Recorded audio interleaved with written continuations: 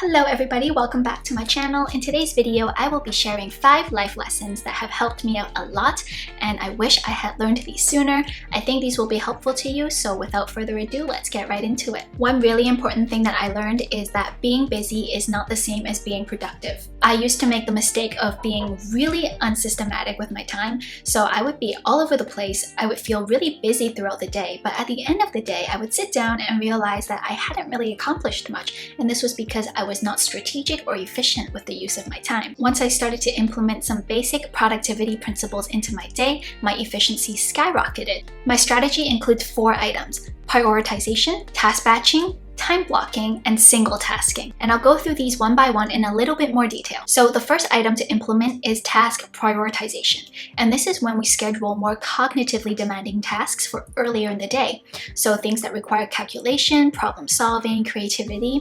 Save that for early in the day when we tend to have more brain power. We start to get fatigued near the end of the day. That's when we switch to less cognitively demanding tasks like just cleaning the house. And of course, there's going to be exceptions, right? Like people who work night shifts. So obviously take into account these personal differences. The second technique is task batching. This is when you group tasks of the same category together to minimize the amount of times that our brain has to switch between contexts. So for example, we wouldn't want to be working on a PowerPoint presentation, then suddenly running off to return some phone calls, and then coming back to work on the script for the presentation. We would rather work on the slides and the script back to back because we are already in that headspace. Plus, we save time having to open and close different windows on our computer and having to remember where we left off. So once we've prioritized and batched our tasks, we need to set some time limits on them. This is where time blocking comes in. And time blocking involves arranging our day into blocks of time that are reserved for working on specific tasks. And having a self-imposed time limit for each task that you want to work on is going to help us work more efficiently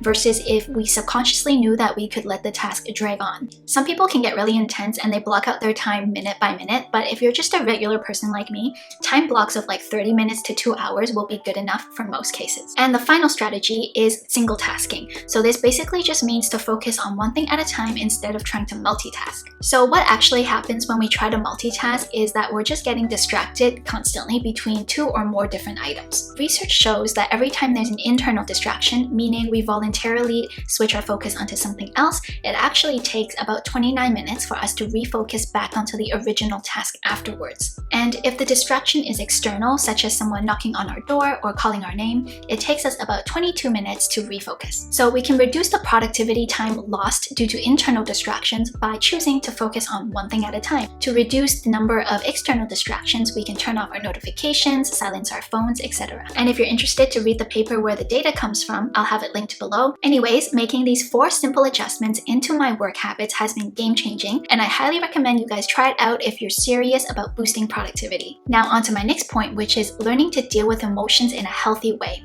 especially when it comes to negative emotions. And the reason I want to mention this is because in the recent years, I've noticed that on social media, especially in some online communities, there's been a shift of attitude where we're starting to just use motivational quotes and positive mantras as like a blanket solution to lots of problems. There are a ton of social media accounts out there dedicated to pumping out this type of content. And while I think like most of them do mean well, the atmosphere as a whole has gotten to a point where I might even call it toxic positivity. And it's become socially unacceptable for a person to admit that sometimes they just aren't feeling that good. A lot of the times people might think that the right way to cope is to suppress, push aside those negative emotions, and just to repeat to ourselves to be thankful for what we have and look on the bright side and things like that. This can ultimately become a form of avoidance where we deny and invalidate our feelings. And it makes things worse because our feelings are not acknowledged or dealt with head on. So you might ask, what's a better approach? Well, a study published in 2018 examined the benefits of accepting negative emotions.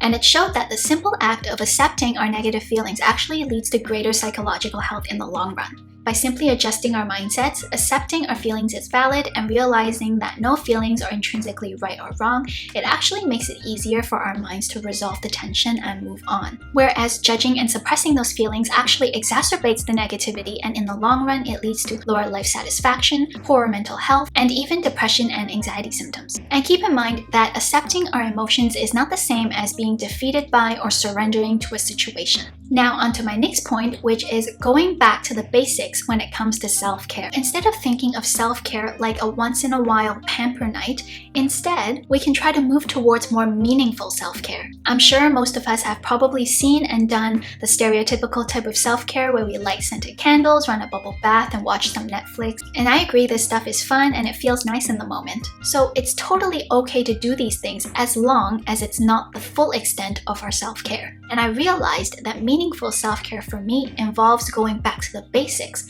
such as improving my sleep quantity and quality, nourishing my body with nutritious foods, moving my body, exercising it so that it stays agile and healthy, and also just expanding my mind, reading different philosophies, learning new ways of thinking. Now, I know some people might think that this stuff is boring and not that fun, but it's precisely this kind of self-care that's going to boost our mental well-being, improve our physical health, as well as allow us to live a more meaningful existence. And these things shouldn't just be done once in a while. We should make an effort to integrate these into our regular routine.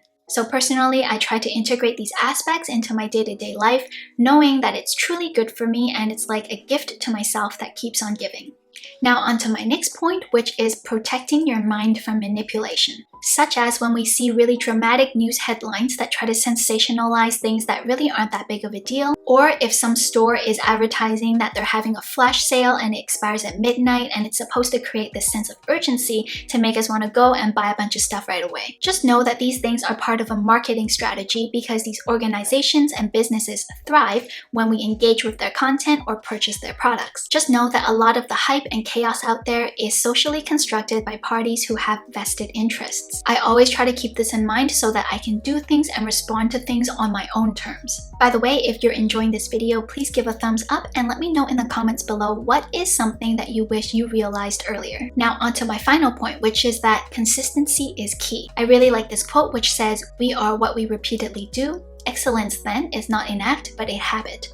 And a lot of people seem to think that this quote is from Aristotle, but actually it's apparently by someone called Will Durant, who was a writer, and he was summarizing something that Aristotle said. Anyways, my point is that the small things matter more than we think. And don't underestimate the impact of our little daily habits because the effects accumulate over time. Like practicing a new skill for 10 minutes a day might not sound like much at all, and some people might think you may as well just not even do it. But if you think about it, 10 minutes over the course of a year accumulates to 60 hours, and that's quite a bit of training. Or buying a $4 cup of coffee each day doesn't seem like much when it comes to your day-to-day expenses, but accumulated over the course of a year, that's about $1,500 that could have been spent on something else, like savings. Sometimes we get caught up looking at the short term that we fail to see the massive impacts that our habits can have in the long term. And these effects can be good or bad depending on which habits we're talking about. So these days, I like to do regular check-ins with myself where I really examine what things I'm doing on a regular basis and whether or not these things are consistent with my overarching goals and ideals for myself. So these were 5 tips that have been really useful to me and I hope they help you too. If you enjoyed this video, please give a thumbs up and let me know in the comments below some tips of your own because I would love to learn from you guys as well. And I plan on making more videos on this channel, so if you're interested, please do subscribe and tune in again. Thank you so much for watching and I will see you next time.